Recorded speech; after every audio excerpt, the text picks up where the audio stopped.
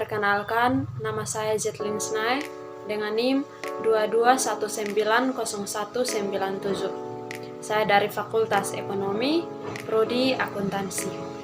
Pada kesempatan saat ini, saya akan membahas dua kasus.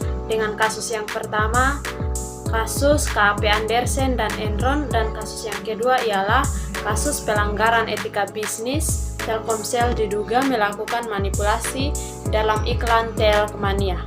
Kasus yang pertama, kasus KAP Andersen dan Enron. Enron merupakan suatu perusahaan yang menduduki peringkat ke-7 dari 500 perusahaan terkemuka di Amerika Serikat dan perusahaan energi terbesar di Amerika Serikat. Sedangkan KAP Andersen ialah satu dari 5 perusahaan akuntansi terbesar di Amerika Serikat yang merupakan kantor akuntan publik Enron.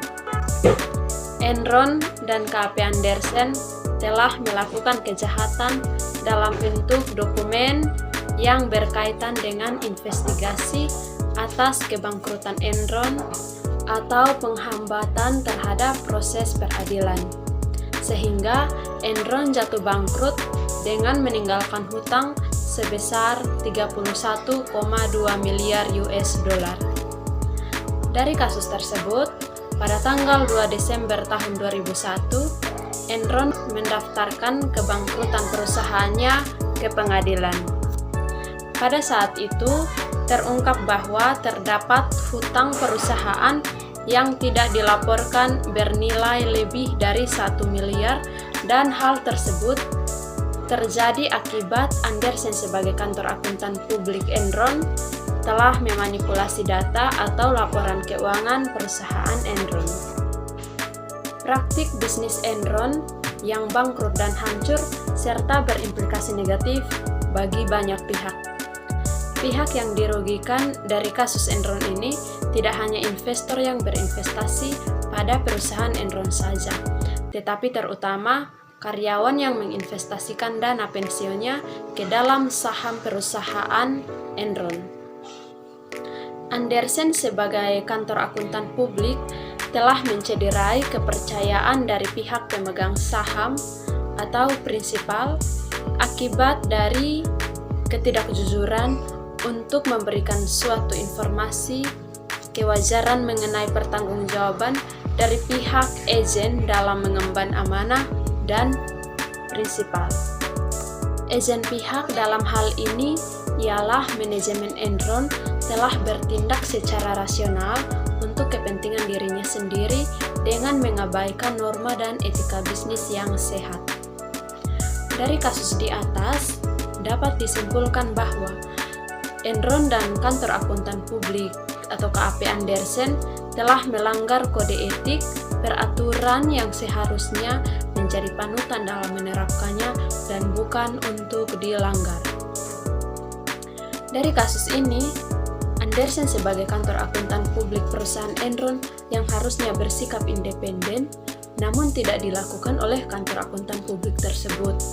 Karena hal inilah, keduanya menuai kehancuran di mana Enron bangkrut dengan meninggalkan hutang miliaran dolar, sedangkan kantor akuntan publiknya perusahaan Enron atau KAP Andersen kehilangan kepercayaan dari masyarakat terhadap kantor akuntan publik tersebut.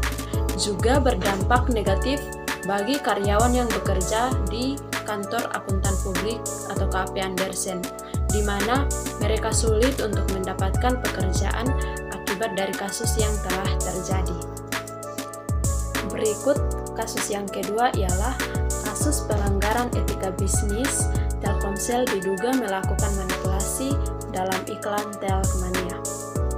Medan antara tanggal 2 atau tanggal 3, Telkomsel diduga melakukan manipulasi dalam program Telkmania dengan tetap menarik pulsa pelanggan meskipun keutamaan program itu tidak berjalan.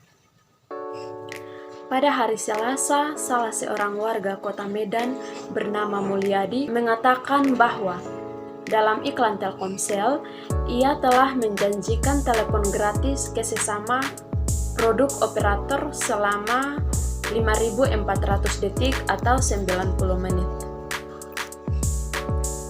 Namun, untuk mendapatkan layanan itu, maka pulsa pelanggan akan dikurangi sebesar Rp3.000 setelah mendaftar melalui SMS TMON yang dikirim ke nomor 8999 terlebih dahulu.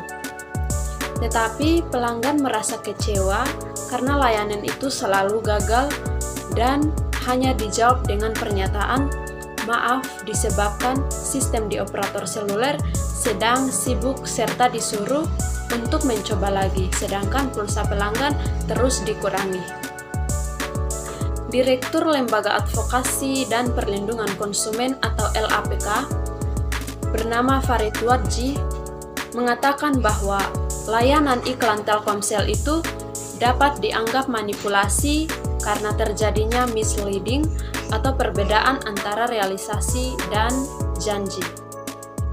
Pihaknya siap memfasilitasi dan melakukan pendampingan jika ada warga yang merasa dirugikan dan akan menggugat permasalahan tersebut secara hukum. Departemen Komunikasi dan Informasi atau Depkominfo dan Badan Regulasi Telekomunikasi Indonesia atau BRTI perlu turun tangan untuk menangani hal tersebut atau masalah tersebut agar masyarakat tidak terus-menerus merasa dirugikan. Semua peristiwa itu terjadi akibat operator seluler selama ini sering menjebak, saling menjatuhkan, dan tidak memiliki aturan yang jelas. Dari kasus tersebut, dapat disimpulkan bahwa Telkomsel merupakan kecurangan atau pelanggaran kode etik dalam berbisnis yang berupa ingkar janji. Pihak Telkomsel ingkar janji dengan pelanggaran Telkomsel dengan menguras pulsa pelanggan tetapi tidak memberikan fasilitas yang seharusnya didapatkan oleh pelanggan. Kasus tersebut juga bisa dikatakan sebagai korupsi. Kasus Telkomsel juga telah melakukan kecurangan yang berhubungan dengan etika bisnis